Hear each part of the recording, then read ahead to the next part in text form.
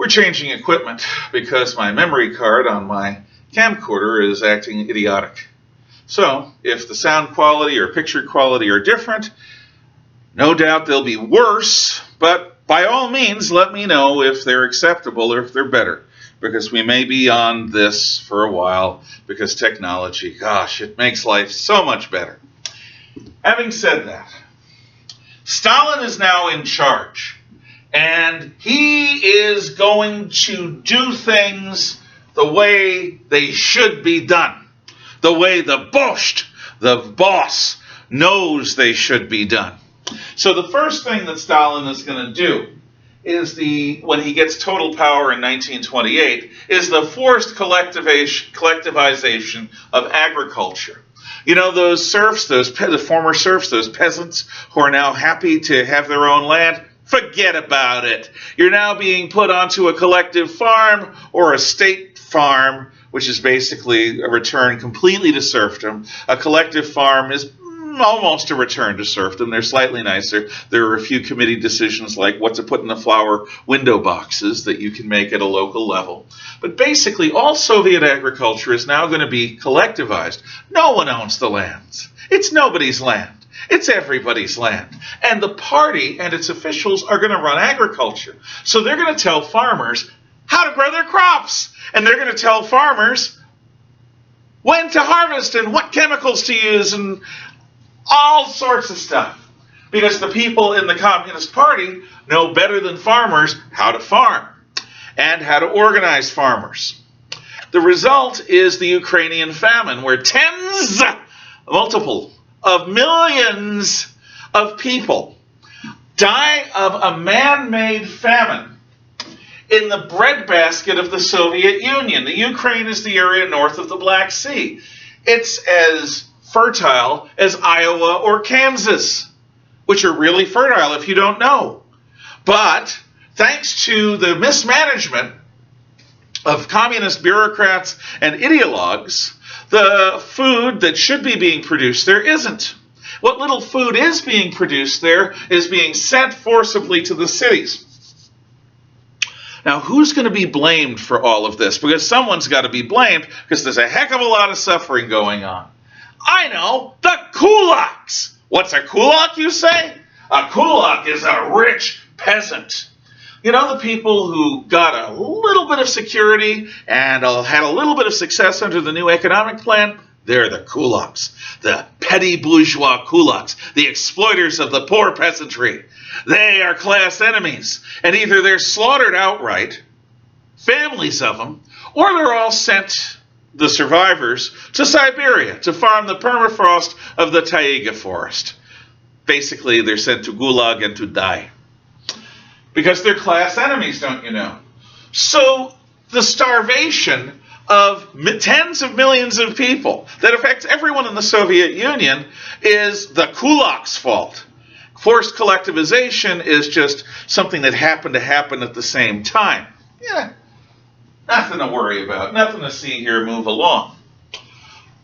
What Stalin did to agriculture, Stalin's also going to do to industry. In 1929, he sets up the first 5-year plan. In 5-year plan, all Soviet industrial activity is centrally planned by intelligent bureaucracy. The intelligent bureaucracy, the nomenclatura of the Communist Party, the men with titles and the men with position, they make all the decisions for example, the steel industry, just like they make for the collective farms and state-run farms. The result is that there isn't enough production because the raw materials don't match the production processes, don't match the 5-year plan. But most of all, what Stalin wants out of the 5-year plan is to increase heavy industry production, which is the production for the military. Steel to produce guns, tanks, and, more guns and more tanks. Aluminum to produce aircraft, rubber or rubber substitute to produce tires. All the things that a growing military-industrial complex needs. So, Stalin wants increased production figures, and you do not give the boss bad news. So, what happens is 5-year plan sets increasing production quotas that no one can meet. In fact, real production quotas go down. Who to blame? Because you got to have someone. Wreckers and counter-revolutionaries who are sabotaging the process. So, the secret police, which is the Cheka, the GPU, the NKVD, what later is called the KGB, where Putin comes from.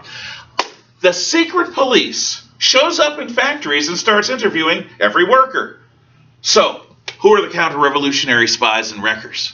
Who are the saboteurs? And you better come up with names. Because if you don't come up with names, they're going to pick you.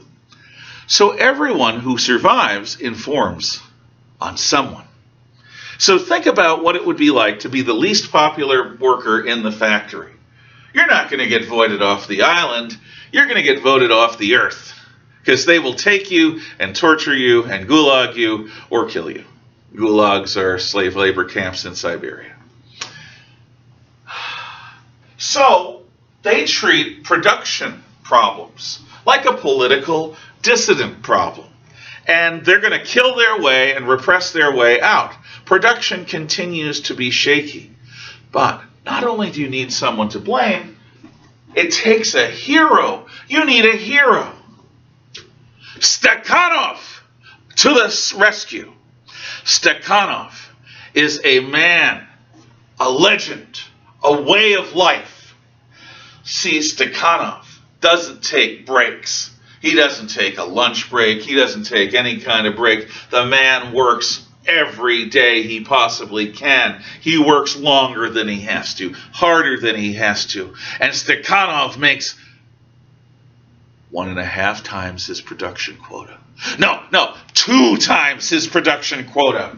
He is just a machine of a worker. He's like John Henry, the steel-driving man for Soviet Russia. Stakhanov becomes a national hero. Stakhanovites are workers in every factory who are heroes of labor. They get medals and everything to produce for the Soviet Union and make the goals of the 5-year plan and counteract those counter-revolutionary saboteurs, wreckers, and terrorists. What happens is that Stakhanov's production figures are a result of all sorts of other people helping him so that he gets the credit and he becomes the hero. But in fact, it's not real. Who would have thunk? Soviet propaganda, not real? Nah. Next time, the purges.